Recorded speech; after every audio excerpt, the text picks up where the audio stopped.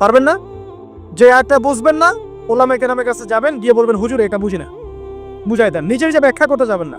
ব্যাখ্যা করলে দেখবেন একজন পণ্ডিত বেরোছে, কিছু পণ্ডিত কোরআন পড়ে বলে কোরআনই মানি, হাদিস মানি না। এরকম পণ্ডিত দেখেন নাই? কোরআনই মানি, হাদিস আর মানি না। কারণ আল্লাহ নাকি, নাউজুবিল্লাহ, কোরআনে নাকি আল্লাহ পাক হাদিস মানতে বলে নাই, ও নাকি পায় নাই। এই জন্য দেখলাম সুবহানাল্লাহ, নামাজ পড়তেছে, কোরআন থেকে নামাজ পড়তেছে, হাদিসের কোনো হেদায়েত নিবে না।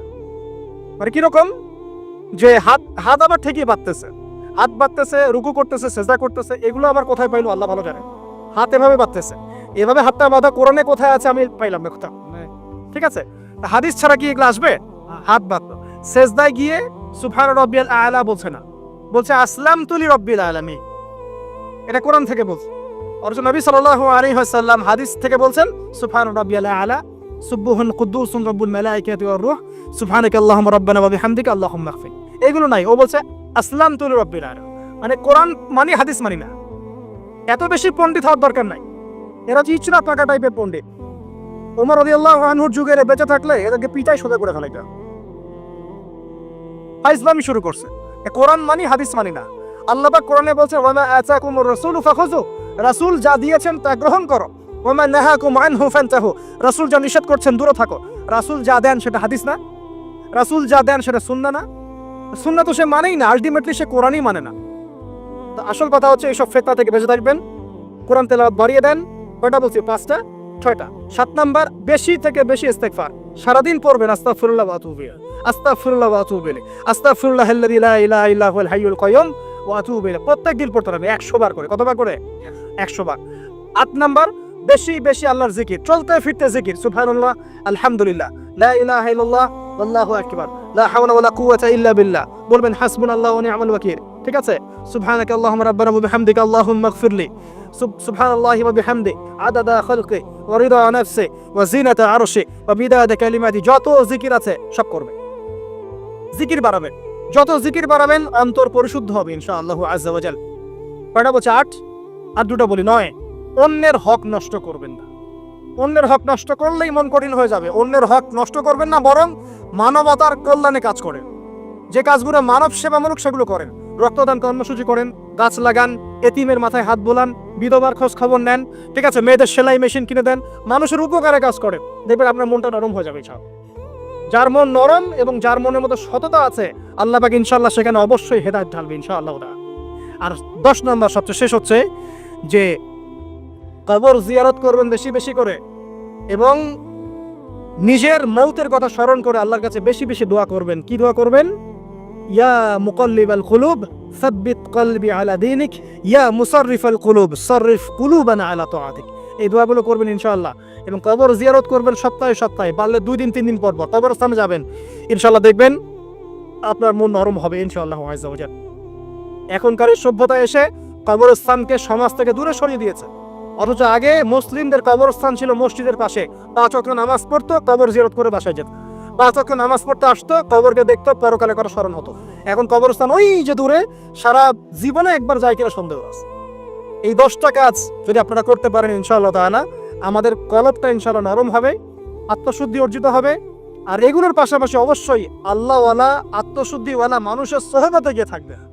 আল্লাহওয়ালা, আত্মশুদ্ধিওয়ালা মানুষের সোহবতে গিয়ে থাকলে তাদেরকে দেখেই দেখবেন মনটা নরম হয়ে যাবে ইনশাআল্লাহ।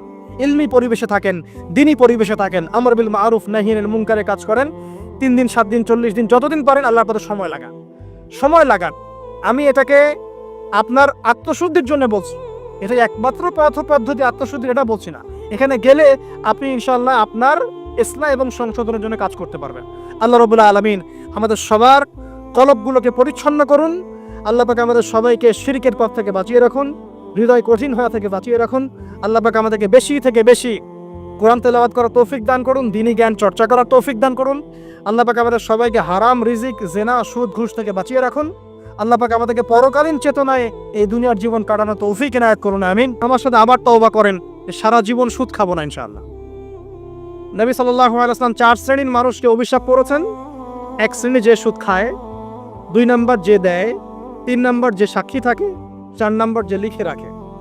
এখন আপনি বলেন, এই পুরো মনিটরি সিস্টেমের মধ্যে এই 4 শ্রেণীর মানুষ আছে না? কোনো না কোনোভাবে আমরা এর সাথে সম্পৃক্ত নই কি? সম্পৃক্ত। অতএব আল্লাহর এই বাণীকে যদি ভয় করেন, কোন বাণী? আল্লাহ পাক বলছেন ইয়া আইয়ুহাল্লাযীনা আমানু হে মুমিনগণ ইত্তাকুল্লাহ, তোমরা আল্লাহকে ভয় করো। ওয়া যারু মা বাকিয়া মিনার রিবা ইন কুনতুম মুমিনিন, তোমরা সুদের অবশিষ্ট অংশগুলো ছেড়ে দাও যদি প্রকৃতপক্ষে তোমরা মুমিন হয়ে থাকো। ওয়া ইল্লাম তাফআলু, তোমরা যদি সুদ না ছাড়ো, আল্লাহর হুঁশিয়ারি শোনেন, যদি তোমরা সুদ না ছাড়ো, ফাযানু বিহারবিন মিনাল্লাহি ওয়া রাসূলিহি, আর আল্লাহ এবং তার রাসূলের সাথে যুদ্ধের ঘোষণা শুনে রাখো। আল্লাহ এবং তার রাসূলের বিপক্ষে যুদ্ধ করে কেউ জান্নাতে যাবে? কেউ কবরের আযাব থেকে বাঁচতে পারবে? কেউ হাউজে কাউসারের পানি পাবে? আল্লাহ এবং তার রাসূলের সাথে যুদ্ধ করে কেউ টিকতে পারবে? আপনার কি তাই মনে হয়? যদি মনে হয় তাহলে দিব্যি সুদ খান, কোনো সমস্যা নাই। আর যদি মনে হয় যে আল্লাহ এবং তার রাসূলের সাথে যুদ্ধ করে আমি পার পাবো না, আল্লাহ এবং তার রাসূলের বিরুদ্ধাচরণ করে আমার কবর টিকবে না, কারণ আমি একটা কথা বারবার বলি আপনাদেরকে যে আল্লাহ ছাড়া আমাদের আপন বলতে কেউ আছে? একা এসেছেন পৃথিবীতে, একাই যেতে হবে। আপনার খ্যাতি, আপনার অর্থনৈতিক খ্যাতি, অর্থের প্রতিপত্তি, আপনার ক্ষমতার দাপট, আপনার ধর্মীয় দাপট, কোনো কিছুই, ফ্যান ফলোয়ার্স, কেউ আপনার সাথে কবরে যাবে না। মনে করেন আমি আসছি, আপনারা সবাই স্লোগান দিচ্ছেন, কথার কথা, আপনারা আমাকে ভালোবাসেন, বা একজন পলিটিশিয়ান আসছে, আপনারা সবাই স্লোগান দিচ্ছেন, ভালোবাসেন তাকে। দিন শেষে ওই পলিটিশিয়ান একাই কবরে যাবে, দিন শেষে আপনিও একাই কবরে যাবেন, আমিও একাই কবরে যাব। আলটিমেটলি কি হলো? দুনিয়া এবং আখেরাতে আল্লাহ ছাড়া প্রকৃত বন্ধু আমাদের কেউ নাই, প্রকৃত মওলা কেউ নাই। সেই আল্লাহ এবং তার রাসূলের বিরুদ্ধাচরণ করে কেউ তার সাথে যুদ্ধ করে কবরে পার পাবে, এমনটা ভাবা বোকামি নয় কি? আল্লাহ পাক আমাদেরকে বোঝার তৌফিক দান করুন। এটা সেই যুগ যে যুগে মানুষ আল্লাহর হারামগুলোকে হালাল করে নিচ্ছে। মাদকদ্রব্য হালাল না হারাম? এখন দেখবেন মেজরিটি সংখ্যক মানুষ মাদকদ্রব্যের সাথে সংশ্লিষ্ট হয়ে গেছে। স্পেশালি বর্ডার এলাকা যেগুলো আছে বাংলাদেশের, সেই বর্ডার এলাকাগুলোতে দিব্যি রমরম ব্যবসা চলছে, মাদকের দিব্যি ব্যবসা চলছে। এবং যারা মাদক খাচ্ছে এরা মুসলিম, তারা হয়তো এই হাদিস জানে না, আল্লাহ পাক ওদের কানের মধ্যে আমার এই হাদিস যেন পৌঁছে দেন। আমির নবী সাল্লাল্লাহু আলাইহি ওয়াসাল্লাম বলেছেন, আমি মেরাজের রাতে যখন গিয়েছি তখন এক শ্রেণীর মানুষকে দেখেছি, ওদেরকে শাস্তি দেওয়া হচ্ছে। কি শাস্তি? জাহান্নামীদের রক্ত এবং পুঁজ ওদেরকে খেতে দেওয়া হচ্ছে। জিবরাইল আলাইহিস সালামকে জিজ্ঞাসা করা হলো যে এরা কারা? তিনি বললেন, এরা আপনার উম্মতের সেই সব ব্যক্তি যারা মাদকদ্রব্য সেবন করত। আল্লাহ রাব্বুল আলামিন তার হাবিবের মাধ্যমে জানিয়েছেন, যখন কোনো মুসলিম মাদক সেবন করে বা কোনো ব্যক্তি মাদক সেবন করে, তখন 40 দিন তার নামাজ কবুল হয় না। এরপর যদি সে তওবা করে তাহলে আল্লাহ পাক তার তওবা কবুল করবেন ইনশাআল্লাহ। যদি সে আবারও মাদক খায় তওবা করার পর, আবার 40 দিন তার নামাজ কবুল হবে না। যদি সে আবার তওবা করে, আল্লাহ পাক আবার তাকে মাফ করে দিবেন। যদি সে আবারও মাদক খায়, আবার 40 দিন তার নামাজ কবুল হবে না। তারপর যদি আবার তওবা করে, আবার আল্লাহ তাকে মাফ করে দিবে। এরপরেও যদি সে আবার মাদকদ্রব্য সেবন করে, নবী সাল্লাল্লাহু আলাইহি ওয়াসাল্লাম বলছেন, তাকে আল্লাহ রাব্বুল আলামিন পরকালে মৃত্যুর পরে তিনাতুল খাবাল পান করাবেন। তিনাতুল খাবাল। জিজ্ঞাসা করা হল, ইয়া রাসূলুল্লাহ, তিনাতুল খাবাল কি জিনিস? নবী সাল্লাল্লাহু আলাইহি ওয়াসাল্লাম উত্তর দিচ্ছেন, এটা হচ্ছে জাহান্নামীদের রক্ত, মাংস, এগুলো পুড়ে পচে যে রসটা বের হবে, এটা হচ্ছে তিনাতুল খাবাল। একটা বিষয় শোনেন, কি কারণে আপনি সেখানে যাচ্ছেন? হতাশা, অথবা সঙ্গদোষ, অথবা পারিবারিক চাপ, অথবা যে গার্লফ্রেন্ড ছেড়ে চলে গেছে, এই তো বিষয়গুলো। কি কারণে মানুষ মাদকের কাছে যায়? কেন যায়? কারণটা কি? আমরা যখন ফিলোসফি পড়তাম তখন একটা তত্ত্ব পড়ানো হয়েছে আমাদেরকে। তত্ত্বটার নাম হচ্ছে কার্যকারণ তত্ত্ব। মানে প্রত্যেকটা কাজের পিছনে একটা কারণ থাকে, ঠিক আছে? এই যে মুসলিমরা নামাজ পড়ে কেন? আল্লাহর জন্য। মুসলিমরা যাকাত দিবে কেন? আল্লাহকে সন্তুষ্ট করার জন্য। মুসলিমরা প্রতিটা কাজ কেন করে? পরকালের স্বার্থে। পরকালের স্বার্থ নাই, আমি নাই। যে কাজে পরকালের স্বার্থ নাই সে কাজে মুসলিমরা নাই। তাই প্রতিটা কাজের পিছনে একটা কারণ থাকে। দেখবেন কেন সে সুদ খাচ্ছে? তার পরিবারের স্বার্থে। কেন সে ঘুষ নিল? তার ছেলে মেয়ের উন্নয়নের জন্য। কেন সে দুর্নীতি করছে? বিকজ সম্পত্তি অর্জন করে সে তার ভবিষ্যৎ প্রজন্মকে সিকিউর করতে চায়। কেন সে মাদক খেলো? ওই যে গার্লফ্রেন্ড ছেড়ে চলে গেছে তাই। কেন মাদক খেলো? ওই যে এক বন্ধু মাদক খায়, সে ডাকছে, আর একটা টান দে, সঙ্গদোষ। কেন সে মাদক খেলো? পরিবারের চাপ, হতাশা। কেন মাদক খাচ্ছে? চাকরি পায় না, বেকার, মাদক খাচ্ছে। মানে মেন্টাল চাপগুলো নিতে পারছে না, সে মাদক খাচ্ছে। সবচেয়ে বেশি মানসিক চাপ কাদের উপর আসে জানেন? 1 নম্বর নবীগণের উপরে, 2 নম্বর আল্লাহর সৎ বান্দাদের উপরে, তারপর যার ঈমান যত উঁচু তার উপর মানসিক চাপ তত বেশি আসে। এখন যদি মানসিক চাপের সলিউশন মাদকই হবে, তাহলে তো আমাদেরই মাদক খাওয়া দরকার ছিল। নাউজুবিল্লাহ। আর আমরা যে পরিমাণ মানসিক চাপ ফেস করি এটা চিন্তাই করতে পারবেন না। যে যত বড় দায়িত্বশীল যারা পলিটিশিয়ান ওদেরকে জিজ্ঞাসা করবে তারা কি পরিমাণ মানসিক চাপ নিয়ে ঘোরে। আপনার কাছে মনে হচ্ছে যে একটা ক্ষমতা পেয়েছেন, খুব মানে উনি অনেক বড় ক্ষমতাধর, উনি অনেক ভালো আছেন, উনি মোটেই ভালো নাই। ওনাকে জিজ্ঞাসা করেন, উনি মোটেই ভালো নাই। এই মানুষের যে পেরেশানি, যে চাপ, এগুলো নিতে নিতে তার স্ট্রোক হয়ে যাচ্ছে, হার্ট স্ট্রোক হচ্ছে, ডায়াবেটিস হচ্ছে, হাই ব্লাড প্রেশার, ইসিজি করো দেখবেন। এই কারণে মানসিক চাপটা রিলিজ করতে হবে, তাই তো? এই মানসিক চাপ রিলিজ করতে গেলে মাদকই সলিউশন নয়। সলিউশনটা কি? এই যে আমার হাতে এখানে আছে একটা কোরআন। মানসিক চাপ থেকে আপনাকে মুক্তি দিবে আল কোরআনুল কারীম, আর কিচ্ছু না। আরেকটা বিষয় কোরআনের সাথে, সেটা হলো প্রথমে বলেছি 5 ওয়াক্ত নামাজ। আপনি ওযু করে সুন্দর করে 5 ওয়াক্ত নামাজ জামাতে পড়বেন, ডেইলি 1 ঘন্টা করে কোরআন তেলাওয়াত করবেন, সময় পেলে একটু হাদিস পড়বেন, 2-4 টাকা দান সদকা করবেন, ভালো কাজের সাথে থাকবেন, অন্যায় কাজে যাবেন না, ইসলামকে এগিয়ে নেওয়ার জন্য আমর বিল মারুফ নাহি আনিল মুনকারের কাজ করবেন। আপনার চেয়ে সুখী কোনো মানুষ পৃথিবীতে নাই। আপনাকে আমি দেখাচ্ছি, সূরা কাহফ খুলে দেখেন। যুলকারনাইন একজন বাদশা, তিনি মাশরিক মাগরিব সব জয় করেছেন, মানে পূর্ব পশ্চিম পুরোটাই তার রাজত্ব। এত দাপট ছিল সেই বাদশার যে যেদিক দিয়ে যাবে সেনাবাহিনী নিয়ে সেদিকটাই জয় করে ফেলবে। সুবহানাল্লাহ। এবং তিনি উদ্ধত অহংকারী ছিলেন না, তিনি আল্লাহর অনুগত বান্দা ছিলেন। একটা কওমের মধ্যে গেলেন, সেই কওমটা ছিল পাহাড়ের মাঝখানে, 2 পাহাড়ের মাঝখানে। এখন ওই কওম তাকে বলছে, ইয়া যুলকারনাইন, হে যুলকারনাইন, ইন্না ইয়াজুজ ওয়া মাজুজ মুফসিদুনা ফিল আরদ। ভালো করে বোঝেন, হে যুলকারনাইন, নিশ্চয়ই ইয়াজুজ আর মাজুজ এই 2 শ্রেণীর মাখলুক, তারা পৃথিবীতে ফাসাদ সৃষ্টি করে বেড়াচ্ছে। কি করছে? সারা পৃথিবীতে ফাসাদ সৃষ্টি করে বেড়াচ্ছে। ফাহাল নাজআলু লাকা খরজান আলা আন তাজআলা বাইনানা ওয়া বাইনাহুম সাদ্দা। হে যুলকারনাইন, আমরা কি আপনাকে ট্যাক্স দিব, কর দিব, যে আপনি ওদের আর আমাদের মাঝখানে একটা প্রাচীর নির্মাণ করে দিবেন, যে ওরা আমাদের কাছে আর আসতে পারবে না? কারা এটা? ইয়াজুজ আর মাজুজ। এই ইয়াজুজ আর মাজুজকে যুলকারনাইন আলাইহিস সালাম তিনি প্রাচীর নির্মাণ করে দিলেন লোহা এবং এই যে তামা দিয়ে। এরপর তারা আর ওই কওমের ক্ষতি করতে পারলো না। কিয়ামতের আগে আগে তারা বের হয়ে আসবে এবং সারা বিশ্বে ফাসাদ সৃষ্টি করবে। এখনো তারা বের হয়ে আসছে, আমি সেটা বলছি না, কিন্তু এখন পুরো বৈশ্বিক প্রেক্ষাপটে যারা বিশ্বে ফাসাদ সৃষ্টি করে বেড়াচ্ছে, এদের মধ্যে এই ইয়াজুজ মাজুজের খাসলত আছে, চরিত্র আছে। আর আমরা কি করছি ভাই? আমরা শুধু কাজ যতটুকু না করছি তার চেয়ে বেশি আমরা আয়ু আশা শোডাউন করছি। দেখেন, বেশিরভাগ মানুষ আমাদের নামাজের খবর নাই, বেশিরভাগ মানুষ তাজকিয়া আত্মশুদ্ধির খবর নাই, ভালো আলেমের কাছে এসে পড়ে থাকবে কোনো খবর নাই, কোরআন পড়া শিখবে এসবের খবর নাই। যেগুলো করলে কোনো সমস্যা হয় না বা অল্প পরিশ্রমে করা যায়, ওই যে ঘরের মধ্যে শুয়ে শুয়ে ফেসবুকে 2 লাইন লেখা যায়, খুব সহজ, লিখলেন আবার শুয়ে গেলেন, কোনো সমস্যা নাই। কোনো কনস্ট্রাকটিভ সুদূর প্রসারী কাজ আমাদের হচ্ছে না। যেটা হচ্ছে এটা প্রয়োজনের তুলনায় নিতান্তই নগণ্য।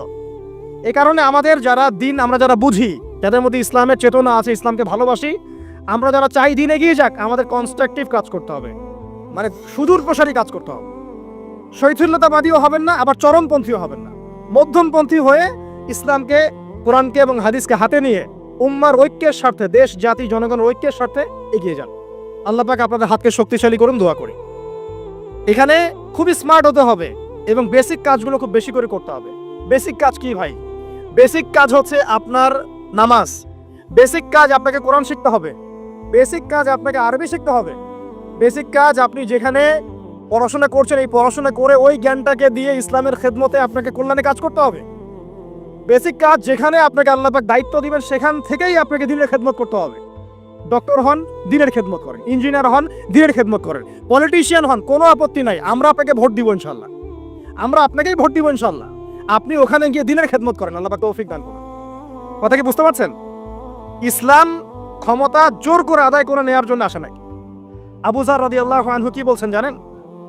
আবু যার রাদিয়াল্লাহু আনহুকে নবী সাল্লাল্লাহু আলাইহি ওয়াসাল্লাম বলছেন, আবু যার, তুমি দায়িত্ব চেয়ে নিও না, কারণ যদি তুমি দায়িত্ব চেয়ে নাও তখন আল্লাহর পক্ষ থেকে তোমাকে সাহায্য করা হবে না, আর যদি মানুষ তোমাকে দায়িত্ব দেয় আল্লাহ তোমাকে সাহায্য করবে ইনশাআল্লাহ।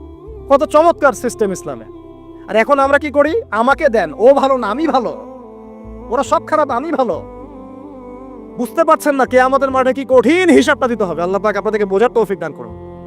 এগুলো কল্যাণকর নয়, আপনার জন্য অকল্যাণ হতে পারে। তবে হ্যাঁ, যদি আপনার মধ্যে ঈমান থাকে, আপনার মধ্যে যোগ্যতা থাকে, অবশ্যই আপনি দায়িত্ব চেয়ে নেবেন এবং ইনশাআল্লাহ তখন আমরা আপনাকে দায়িত্ব দিব, আমরা আপনাকে ভোট দিব, আপনি জনগণের শাসন কার্য পরিচালনা করবেন, আল্লাহ আপনার হাতকে শক্তিশালী করবেন ইনশাআল্লাহ। আল্লাহ পাক আমাদের নিচু থেকে উঁচু মহলের সবাইকে হেদায়েত দান করুন, দোয়া করি আমি। ইসলাম কারো শত্রু নয়। মুসলিমের রক্ত ঝরানোর জন্যে, কল্লা কাটার জন্য আমরা কিন্তু পৃথিবীতে আসি নাই। আমরা আমাদের আসল শত্রুদেরকে চিনতে ভুল করেছি, এই কারণে আমরা আপোষে হানাহানি কাটাকাটির মধ্যে লিপ্ত আছি। এই যে সামনে যে কি হবে আল্লাহ ভালো জানেন। দেখবেন কত মানুষ যে মুসলিম মারামারি করে মারা যাবে, আল্লাহ ভালো জান। এইগুলো কাম্য নয়। আল্লাহ পাক আমাদেরকে বোঝার তৌফিক দান করুন। দেখুন ভাই, এই যুগের কথা বলতে গিয়ে এখানে আসলাম। ওই যে জুলকারনাইন যে ইয়াজুজ মাজুজের কথা বললো, এখনকার বিশ্ব যারা পরিচালনা করে দেখবেন তাদের মধ্যে ফাসাদ সৃষ্টি করার এই খাসলতটা থেকেই গেছে। সারা বিশ্বেরা ফাসাদ সৃষ্টি করছে। আমি কিন্তু বলিনি এরাই ইয়াজুজ মাজুজ, কথাকে আবার অন্যদিকে নিয়ে যায় না, আমি কিন্তু এই কথা বলি নাই। আমি বলছি তাদের মধ্যে এই চরিত্র দেখা যায়। এই যুগ সেই যুগ যখন আপনি মাদককে হালাল করে নিচ্ছেন, রিবাকে হালাল করে নিচ্ছেন, বেহায়াপনাকে হালাল করে নিচ্ছেন, কাপড় খোলাকে হালাল করে নিচ্ছেন। আপনি মুসলিম হয়েও দেখবেন শিরকে লিপ্ত আছেন, সুন্নতে লেবাস আছে কিন্তু আকীদার মধ্যে বেদাত থেকে গেছে। আপনি মুসলিম হয়ে হালাল হারাম রিজিকে পরোয়া করছেন না, দিনের বেসিক জিনিসগুলো শিখছেন না। আল্লাহ পাক এই যুগের ফিতনাগুলো থেকে আমাদের মুসলিমদেরকে হেফাজত করুন, আমিন। কিভাবে সাফল্য অর্জন করবেন, আমি একটা পয়েন্ট আজকে উল্লেখ করে এই পয়েন্ট থেকে আলোচনা গুটিয়ে নিব ইনশাআল্লাহ। আমি জাস্ট একটা পয়েন্ট বলছি আপনাকে, সব কথা একদিনে বলা সম্ভব না। আল্লাহ রাব্বুল আলামিন বলেন কদ আফলাহা মান যাক্কাহা, সে ব্যক্তি সফল হয়ে গেছে যে ব্যক্তি তার আত্মাকে পরিশুদ্ধ করতে পেরেছে। ওয়া কদ খাবা মান দাসাহা, যে ব্যক্তি আত্মাকে পরিশুদ্ধ করতে পারে নাই সে ব্যক্তি ধ্বংস হয়ে গেছে। কিভাবে পরিশুদ্ধ করবেন, তিনটা হাদিস আপনাকে আগে শোনাই। এক, আল্লাহ রাব্বুল আলামিনের হাবিব মুহাম্মদ সাল্লাল্লাহু আলাইহি ওয়াসাল্লাম, দরুদ পড়েন, বলেন সাল্লাল্লাহু আলাইহি ওয়াসাল্লাম। তিনি বলছেন যে আল্লাহর এমন কিছু বান্দা আছে যারা জান্নাতে প্রবেশ করবে, যাদের অন্তরটা হবে পাখির মতো নরম। কার মতো? পাখির মতো। একটা হাদিস শুনলেন। 2 নম্বর হাদিস, আল্লাহর রাসূল সাল্লাল্লাহু আলাইহি ওয়াসাল্লাম বলছেন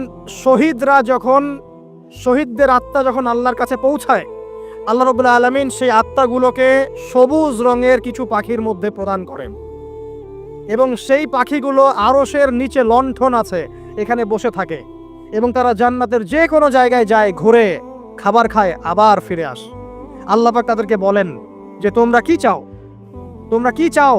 শহীদরা কিচ্ছু বলতে পারে না, কি চাইবো, আল্লাহ এত নিয়ামত দিয়েছেন, কি চাইব? যখন আল্লাহ বারংবার প্রশ্ন করতে থাকেন তোমরা কি আর কিছু চাও, তোমরা কি আর কিছু চাও, তোমরা কি আর কিছু চাও, তখন শহীদরা শেষে বুঝে যে আমাদের কিছু না কিছু তো বলতে হবে এখন। তখন তারা বলে হে আল্লাহ, আমরা আরো একবার পৃথিবীতে যেতে চাই এবং তোমার পথে জীবন দিয়ে আবার ফিরে আসতে চাই। আল্লাহ পাক বলেন এই সুযোগ তো আর নেই, অতএব তোমাদের আর কিছু চাওয়ার নেই, তোমরা এখানেই থাকো। আরেকটা হাদিস শোনেন, রাসূলুল্লাহ সাল্লাল্লাহু আলাইহি ওয়াসাল্লাম বলেছেন, এই হাদিসটা ওমর রাদিয়াল্লাহু আনহু থেকে এসেছে, যে তোমরা যদি, হে মানব জাতি বা হে মুসলিমরা, তোমরা যদি আল্লাহর কুল করতে, ভরসা করার মতোই ভরসা করতে, আল্লাহ পাক তোমাদেরকে পাখিদেরকে যেমন করে রিজিক দেন তোমাদেরকে ঠিক সেইভাবে রিজিক দিতেন। তোমরা কি লক্ষ্য করো না যে পাখিরা খালি পেটে বের হয়ে যায় বাসা থেকে সকালবেলা এবং সন্ধ্যাবেলা ভরা পেটে বাসায় ঢোকে? আপনাকে যে 3টা হাদিস শোনালাম, এই 3টা হাদিসে একটা শব্দ হচ্ছে কমন। শব্দটা কি বলেন? পাখি। পাখি কে? পাখি। আল্লাহ রাব্বুল আলামিন পাখিদের কাছ থেকে আমাদেরকে শিখতে বলছেন এবং বলছেন যে পাখিদের মনটা হয় খুব নরম, খুব সফট এবং তারা আল্লাহর প্রতি তাওয়াক্কুল করে পূর্ণ মাত্রায়। তারা সকালবেলা ভোরবেলা বের হয়ে যায় এবং সন্ধ্যাবেলা বাসায় ফেরে, খালি পেটে বের হয়, ভরা পেটে বাসায় ফেরে। এবং আল্লাহ পাক সবচেয়ে সম্মানিত মৌত যেটা শহীদের মৌত, সেই শহীদের আত্মাকে আল্লাহ পাক পাখির রূপ দিবেন। তাহলে পাখিটার বিষয়ে একটা ফোকাস করার দরকার আছে না? আচ্ছা, এখানে আসেন। পাখির মন হচ্ছে নরম, মানে পাখির মনটা তাসকিয়া, আত্মশুদ্ধিতে পরিপূর্ণ। কদ আফলাহা মান যাক্কাহা, সে ব্যক্তি সফল হলো যার হৃদয়টা পবিত্র, নিষ্পাপ, নিষ্কলুষিত হলো, সে ব্যক্তি সফল হবে ইনশাআল্লাহ। একটা কাজ এখানে খেয়াল করেন, পাখিরা সকালবেলা ভোরবেলা বের হয় আর সন্ধ্যাবেলা বাসায় ফেরে। এখনকার মুসলিমদেরকে দেখবেন দুপুরবেলা ওঠে, রাত 3টায় ঘুমায়। কথা কি বুঝেন নাই? পাখির একদম ভোরবেলা ওঠে, যখন ফজরের আজান দিচ্ছে ঠিক তার আগ মুহূর্তে পাখির কিচিরমিচির শুনছেন, তার মানে নামাজের ওয়াক্ত প্রায় চলে যাচ্ছে।